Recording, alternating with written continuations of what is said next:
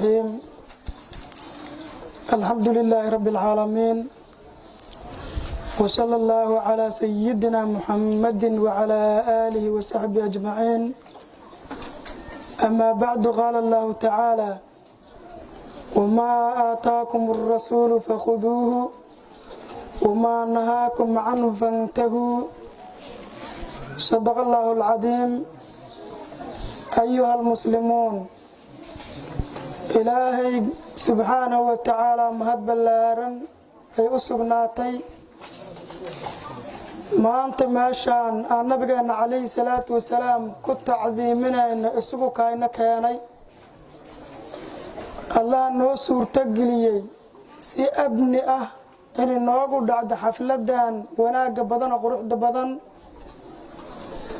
وعنو مهد علينا qabanqaabiyaasha soo qabanqaabiyay xafladan wanaaga badan ay ka mid yihiin culmaa diinka magaalada xarta magaalada masjidka iskuulka Sheikh Ahmed degmada Maxaas maamulayaashiisa mucallimiintiisa ka mid yihiin mahadayga ka gaarto Ilaahay ka abaal mariyo inta ka soo qayb gashay dhamaantood khayr isugu yimaadaan ذنبكودا الله نوض دافو انتاس كدب waxaan rabaa xafladan inuu ka faa'iideysto waaqic jiro qayb kamid ah waxa la wada ogsoon yahay wadankeena in dhibaato ka jirto dhibaatadaas ka jirta una ay yihiin dad maariqiin ah dad mufsidiin ah dad fusuqa mutahawiriin ah oo diinkii Ilaahay uu soo dejiyay sidoo Ilaahay ugu talagalay siyan ahayn wax ku wado Ilaahay subhanahu wa ta'ala been uga sheegay rasuulkiisa kaleey sallallahu been uga sheegay dadkaas aan rabaa inaan xoogaa waxaan ka soo jeediyo qoladaas magaceedu waxa la yiraahdaa al-shabaab ayaga la baxay waxaan ku faraxsanahay saacadan wixii ka bilowdo inay wadankayna kuwa ka dhamaanayihiin tusaalaha ugu weyn oo ku ogaanay waxay noqonaysaa madaxweynaha Soomaaliya mudane Xasan Sheekh Maxamuud qowlka uu ku qowlo uga hadlay nimankan iyo ficilka aan ka aragnay madaxweynaha waxayna tusaaleeyeen al-shabaab saacadan wixii ka bilowdo inuu Soomaaliya alaabtiisa ka qaadana madaxweynaha waanu mahad celinaynaa boqolkiiba boqol wuxuu la soo baxay madaxweyne ka horeeyay dagaal uusan la soo bixin oo la soo baxay wuxuu u hadlay madaxweyne ka horeeyay ama mas'uul ka horeeyay si uusan u hadlin oo u hadlay taas marka dhiirigelin weyn nasiiday waa madaxweynahana وانا اهدو يا ان شاء الله هدي الهي ويرا Soomaaliya dhibaato uga daran al-shabaab ma jirto dhibaato qofkii Soomaaliya inuu wax ka qaado rabo wax u qabta rabaahuna inuu Soomaaliya inuu al-shabaab ka qaado wax ka horeeya ma jirana wax qabad ah marka insha Allah intaas ka bacdi hadaan u soo laabto qoladan nabigeena kaleey salaatu wasalaam xilligii uu joogay يعني مكان نكي ugu horeey oo soo baxay ninka soo baxay nabiga kaleey salaatu wasalaam oo hanti qaybinaayo sidoo Ilaahay u qaybinaayo oo uu soo dul istaago wuxuu yiri i'dil fa innaka lam ta'dil nabi Muhammad oo cadaalad ma sameeyay sida cadaalad sameey macnaheedu wuxuu la jeedaa kitaabka Ilaahay soo dejiyay cadaalad ahay dadka kuma xukumi hayside cadaalad darad ku xukumi sidaas ula jeedaa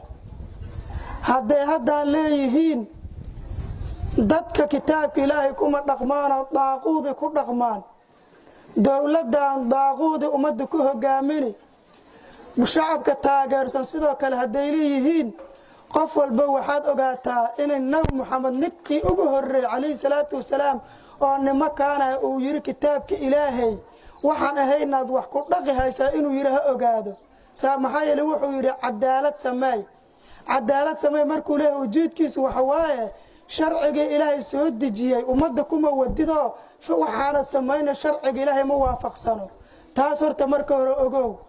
ninkii nabigeena calayhi salaatu wasalaam wuxuu ka yiri inna min dhidi hada qawmun yaqtuluna ahla al-islam wa yad'una ahla al-awthan ninkan waxa ka imaadona uu yiri asalkiisa kuwa dadka islaamka laaynayo gaaladana ka tagaayo nabiga calayhi salaatu wasalaam waana dhacday xilligii asxaabtii markay soo baxan sidaas ay sameeyeen hadda xilliga aan joogno kuwa joogana waan aragnaa wadan gaalay dagaal ku haayeen lama arko markastay soo baxaan wadanka islaamku yaal joogo oo masaajidu ka dhisan yihiin oo diinka ilaahay lagu baranayo dadkiisa leeyahay waa muslim oo kaliya fidnay dhibaato ka dhaxwadaan sidoo nabigu sheegay ku rumowda calayhi salaatu wasalaam xilligaas markay soo baxeen Ali ibn Abi Talib ku soo baxeenay la dagaalameen haddii haddaan kuwa joogaa waxay ku andacoodaanay dadka yiraahaan annaga waxaan rabnaa in ilaahay kitaabkiisa lagu dhaqmaa rabnaa sida dadka yiraahaan sunnada nabiga calayhi salaatu wasalaam in lagu dhaqmaa rabnaa dadka ka dhaadhiciyaan war kitaabka ilaahay in lagu dhaqmaa waa waxaan wada rabno sunnada nabiga calayhi salaatu wasalaam in lagu dhaqmaa waa waxaan wada doonayno laakiin sida ayagu sheegaan makaruma miswaa ka been haddii kitaabka ilaahay lagu dhaqmaayo asxaabtii nabi maxamed calayhi salaatu wasalaam cid uga dhaqmi ogeed ma jirin kamana yiilin kitaab ilaahan ku dhaqana waa ka diidan qoladaano maxaa yeelay Ali ibn Abi Talib oo masaajid ku dukanayo u yimideen markaasay soo ag fadhiisteen qoladan waxay yiraahdeen markaasoo dukana salaadii ku jiro la in ashrakta la yahbadanna amaluka aayadaas akhriyeen aayadaas macnaheedu waxa waaye hadaa shirki iyo gaalnimo samaysid amalkaaga haba kama jiraan waa hoobana waxay ula jeedaan salaadaanad ku jirtid Ali ibn Abi Talib oo ka ansiximihi oo islaan ma ahid maxaa dhacay ee gaalad bata gaal salaadiisuna haba ma tarto sidaas ula jeedaan waxaan wada ognahay deegaanadeena nimankaas waa joogi jireen dadka iyo xareeyanay waxay dhigi jireen waxaan idin baraynaa qasbi jireen kutubaha yar soo qorteen ay ilaahayeen dadka waxaan idinku baraynaa ilaahan idinku dhaariya aayadaas ma ku tilmaso kuma aalin kitaab yar oo 4 baal ah oo aayadaas dhowr meelood uga taalay dadka baraan aayadu waa xaq oo baadil maahan laakiin ayaga baadil aayadu u daliilihaayo sida kuwii horo oo Ali ibn Abi Talib oo dukanayo u yimid yiri aayadaas u soo qaateen oo gaal yahay Ali ibn Abi Talib salaadiisa soo ku jiro wuxuu yiri fasbir inna wa'dallahi haq asna aayadaas ugu jawaabay sidaas uu yiri marka maalintii ay dagaalameen Ali ibn Abi Talib iyo qoladaano aan saxaabiga la yiraaho Ubaydillah ibn Abi Rafi' wuxuu yiri inna al-haruriyata lamma kharajat ala Ali haruriyadii qolada la yiraaho waa meeshii ay majliska ka dhigteen markii islaamka la dagaalamayeen qoladaas markii Ali ku soo baxeen ay la dagaalamayeen qaaluu waxay yiraahdeen laa xukma illa lillahi xukm ilaahi xukumkiisa maani wa rasuulihi laa xukma illa lillahi wa rasuulihi ilaahi rasuulkiisa xukumkiisa maana xukum kala ma rabno annaga waxa wadnaa xukumkii ilaahi markaasay musxaf quraan ku qoray kor u taageen waxay leeyihiin marka adku waxa diidantiin asxaabtii nabiga calayhi salaatu wasalaam leeyihiin in kitaabka ilaahay lagu dhaqmaa diidantiin annagana kitaabka ilaahay in lagu dhaqmaa rabnaa saasay yiraahdeen Ali ibn Abi Talib marka iyo asxaabtii nabi maxamed calayhi salaatu wasalaam maxay ugu jawaabeen ma waxay yiraahdeen kitaab ilaahay annaga waa rabnaa in ku dhaqanaa isku darana ma yiraahdeen ma dhihin maxaa dhacay dad cilmi badan ay ahaayeen xaaladooda fahamsan nabiga uu baro uga sheekay markaas Ali ibn Abi Talib wuxuu yiri kalimatu haqqin uriidu biha baadil waxay sheegan waa kalima xaq ah oo kitaabka ilaahay in lagu xukuntanaa rabnaa waa kalima xaq ah laakiin uriidu biha baadil baadil laga jeedaa warkoodu waa baadil kitaabka ilaahay in lagu dhaqmaa rabnaa dileeyihiin waa hadal xaq ah laakiin ayagu kala baadil kala jeedaano waxba kama jiraan afkay kaliyihiin markaas Ali ibn Abi Talib wuxuu yiri وصف رسول الله صلى الله عليه وسلم ناسا إلهي رسول كي سددوا تلمامي إني لا أعرفهم في هؤلاء كوان هرتاينا aana tilmaamtoodii ka garana kuwaan hortayna aan tilmaamta nabigu tilmaamay qoladaas aan ka garan uu yiri cali ibn abi talib wuxuu yiri yaquluuna alxaqa bialsinatihim xaqa carabkay ka dhahaan kitaabka ilaaha lagu dhaqmo daaquud ha laga tago shirki ha laga fogaado carabkay ka dhahaan markaas wuxuu yiri walaa yujaawizu xalqahum laakiin halkaas ku raxa kama gudubsano waxba qalbiga kama jira hadalkaas leeyihiin waxa dhahaya cali ibn abi talib علي بن أبي طالب وحو سمي وحو عيدا دولان هو بحيي دولان كي مركو بحيو يسوق قلال مرين اي وحي هلاك لايان دad أصحابتي النبي كمد عليه الصلاة والسلام علي بن أبي طالب عيدا كي الله الله سي أسو عليا عيقا لقو ويرارو مركاسي وحو يري يخلفونكم في درائريكم وأموالكم وردد يا وحي قلدا سيديك دب مرين أهل كيني iyo maalkiini caruurtiini idiga dib mareen wallahi inni la arju ay yakunu haula'i alqawma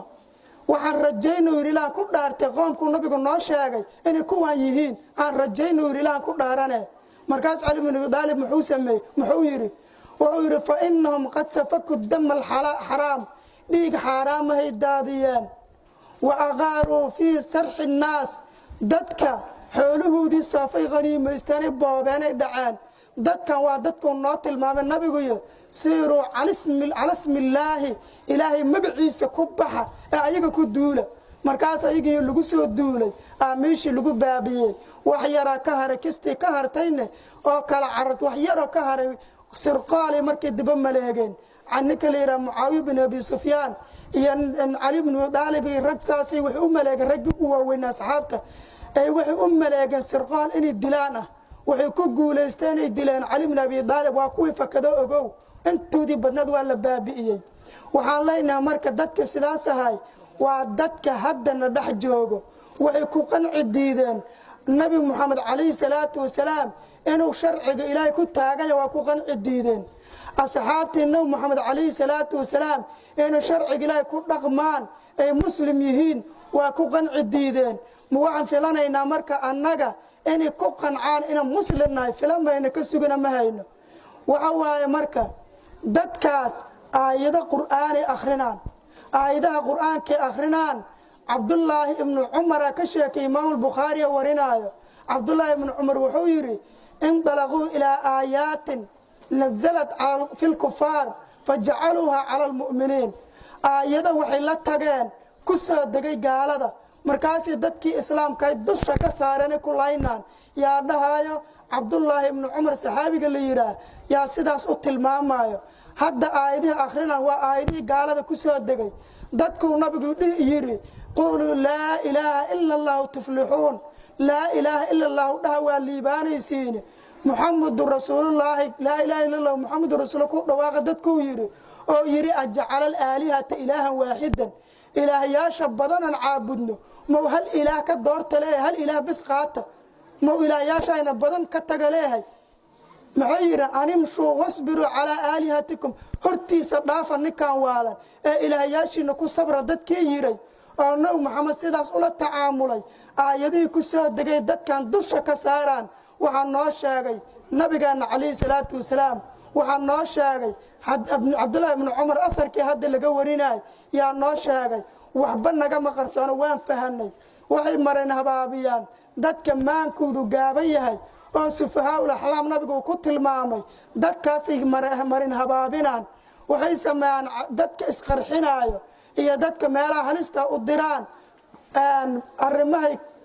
ku kala soocaan waxa kamida waa naqaan anaga Soomaaliya in badan ay joogeen waxay sameeyaan dadka markay soo wadaan dhalinyarada ay la hadlaan ay wax u sheegaan ay fikirka cabaar ku wadaan waxay fiiriyaan ayagaas si kala soocaan waxay keenaan geed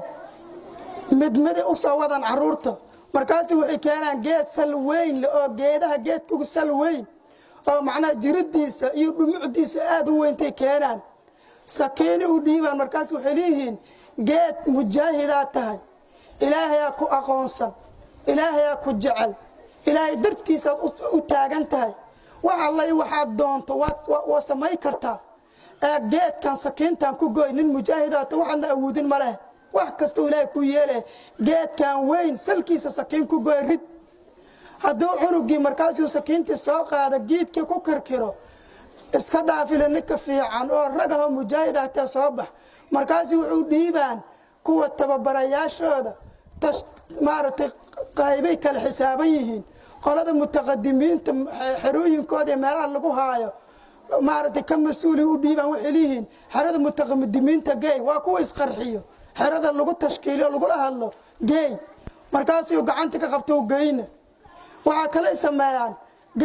geedaha u dheer u geynaan waxay leeyihiin geedkan kugtiisa booda soo taabo nin mujaahidaata wax kasta waxaadna samay karin male bood hadduu isku dayo ayagii hadduu dhiibaan waxay leeyihiin ninkanan xeradii ayada aheeda mutaqadimiinta kuwa hore maaragtay aan isku tuuro oo isqarxinta xeradeeda meeshaas la geyna waxa loo geynaa ma taqaaniin waxa loo geyna dad intooda badan wadaman kale ka yimid oo cadaan iyo madow intaba leh oo wadankii joogi jireen maafiya ka ahay oo wadankooda dimbiyaala ka soo galay markii wadankeena soo galayna garka daystay kuwaasa meesha jooga loo geyna maxay sameynaan waa wacdina baytul maqdis yahuudahaasatu uma socdaan been sheegaan daacish yaa ka xigay daacish ay u geli waysay baytul maqdis ayaga daacish waa isku mid jagabis isku haastaan in isku darmaan inuu dhowda markii laga adkaado waxay yiraahdaan baytul maqdis yahuudahaasata islaamka sida la yeela telefishin beena oo shaleema dirbi aan u naqaan u shidaan oo waxba ka jirin dad sawiraha bombala kala dilaho layna oo dhiig beenaha la farsameeyo u daadana ee waxay leeyihiin muslimka say gaalada u layna fiir waxaas loo sheega markaasa kuwa Soomaali markii soo daynaan garar waaweyn deystay oo kuwa cadcadi kuwa madmadow intaba u ooyna waa isu hisiinaa si islaamka loo layna wabaaci u leeyihiin oo fiirso oohintaas oohin ka timiday ma ahan waa oohin ay iska keenaan ilmaha isku hisiinaan wax dhimirkii ka qaadaan waa qaldaan oohintaas iska keenaan marka ma la iska keeni karaa oohin nabigeena calayhi salaatu wasalaam wuxuu yiri idaa tamma fujuurul cabdi adoonka faajirnimadiisa haddii taam noqoto oo faajirnimadiisa ay buuxsanto malaka caynahi labadiisa indhood u milkiya maxaa laga wadaa fabakaa mataa shaa yiri nabiga calayhi salaatu wasalaam goorkuu doonu ku oyna xilliguu doono macnaha waxa la og yahay oohinta wax kaa keeno oo arrin kula soo diristay oo oohin kaa keento oo xataa isku celi waysid yaa dadka sida la yaqaan waa sidaas oo bini'aadamka Ilaahay ku dabeecay laakiin ayaga dadka faajiriinta oo faajirnimadoodu taam noqotay nabiga calayhi salaatu wasalaam waxay iska keeni karaan xilligii doonaan oohin waa nooc faajirnimada kamida dadka marka faajiriinta meesha u fadhiyo waa isku oohisiinaan markii isku oohisiiyaan waa ciyaal yar yar oo intaas bilood war beena oo adduunkii kale dhan laga xirxiray yey waru sheega markaas waxa la leeyahay isqarxi baabuura loo dhiiba islaam masaajid ku jiro islaam masaajid ka soo baxay dadku nabiga calayhi salaatu wasalaam qofkii salaad subax soo dukado ilaahay dimadiisa ku jiraahe ilaahay dimadiisa qofkii u dib maro oo ilaahay magantiisa galo ilaahay magantiisa ka dalbada oo nabigu yiri dadkii isku qarxinaan isku baabi'ina been iyo barabagaadina ku halaagaan waxaan leenahay marka fariin waxaan u faraynaa dadkana maqlaayo oo fikirkaas al-shabaab taageersan fariina u faraynaa al-shabaab waxay yiraahdaan ilaahay kitaabkiisa iyo sunnadii nabiga calayhi salaatu wasalaam aan annaga u dagaalamayna hay yiraahdaan war waxaan idin tusaaleyn walaalayaalow nabigeena calayhi salaatu wasalaam jihaadka markuu bixinay dadku la dagaalami jiray asxaabta nabiga calayhi salaatu wasalaam markuu jihaad u diraayo sidoo kula dardaarmi jiray balaan waxay ka tusnaa hadii ilaahay yiraahdo waxaan idin soo qabana kitaabkan imaam abi daawud kitaabkiisa sunanka ahay kitaabkaas haday run idinka tahay oo rabtiin ilaahay rasuulkiisa calayhi salaatu wasalaam jidkiisa qaadin aad rabtiin oo dadka leedihiin kitaabka Ilaahay iyo sunnada nabiga noolaynan aad leedihiin oo dadka isqarxiya aad leedihiin oo beentu sheegaysiin oo dabka ku daadinaysiin kitaabkii waa kaas waxa ku yaal xadiidka ku yaal oo idin soo bixi doono ku qanca hadii run idinka ahaad hadii been idinka ahaadna war adigu ku fahma dadka taageersan oo fahma waxaad fahantiin wax idin sheegaan been ahaayeen waxaan rabaa inaan soo bixiyo nabigeena calayhi salaatu wasalaam wuxuu diray asxaabtiisa qayb ka mid ah bixinay saxaabiga la yiraahdo عصام المزني عن أبيه قال وحير بعثنا رسول الله صلى الله عليه وسلم في سرية إلى الرسول كيسد وأن الدري فقال مركز وحير إذا رأيتم دائرتين مسجدا أو أمس سمعتم مغشين مؤذنا فلا تقتلوا أحدا أحد دلنا هداد مساج دولة مقالوا ينقالها ستونا بقدر عليه الصلاة والسلام markaas wuxuu yiri hadaad aragtiin masaajid hadaad aragtiin bal fiirso magaalada tagaydin hadaa masaajid ku aragtiin oo samictum muadinan ama mid aadama aad maqashiin aadaankiisa fala taqtulu ahad maasha ku dilina ilaahay ku dhaariya al-shabaab maashan waa laga aadaami haayah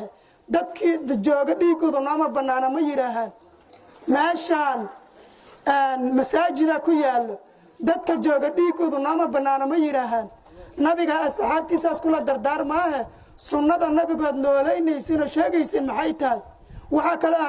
xadiis warine Ali ibn Abi Talib nabiga inuu diray calayhi salaatu wasalaam oo markuu diray uu yiri magaalada marka tagtid aad ku diraayo barxadda banaankeeda dadka gelin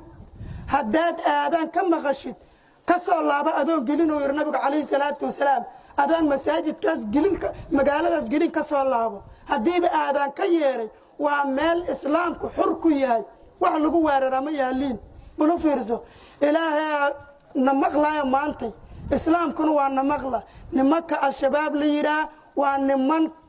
si toos u gol maray nabiga hadigiisa calayhi salaatu wasalaam hadii raacsan yihiin ha ku dhaqmaan sunnadii nabiga xadiidkaas imaam ibnu dawud ka tusinayo imaam muslim oo saxiix ah waa warina kitaabkiisa saxiix ku warina hadii run idinka taasan idinka rabnaa kuwa dad madaxda oo hogaamiyalka waa og yihiin mana ongolo laakiin ujeeday leeyihiin ee ciyaalka ku baadiyayna dhalinyaro wax fahma inaad wax fahantiin wax idigu sheegaynaa wali leedima nicin hadaad soo laabatiin oo tawba keentiin sida Ali ibn Abi Talib ku waa tawba kan yiri sida leedila tacaamula intaas waa inta wax idigu sheegaynaa maanta wixii ka dambeeyo waxa waaye waa dad la daba joogaatiin sidaas ogaada waxaan rabaa marka diilay dadka Soomaaliyeed dhamaantood waxaan u sheega al-shabaab hadaan iska bixinaa al-shabaab waxay rabaan inay dumarka dhan ay ka adoonsadaan waxay rabaan caruurtiina dhan inay qarax ku wada xiraan ilaahay subhanahu wa ta'ala aan ka baqno dawladda Soomaaliyeed oo adugka Soomaaliya dhisataanay garab siiyahaniyo jibinay wassalaamu alaykum warahmatullahi wabarakatuh maxamed ibraahim siyaad telefishinka caalamiga Kalson degmada Maxaas.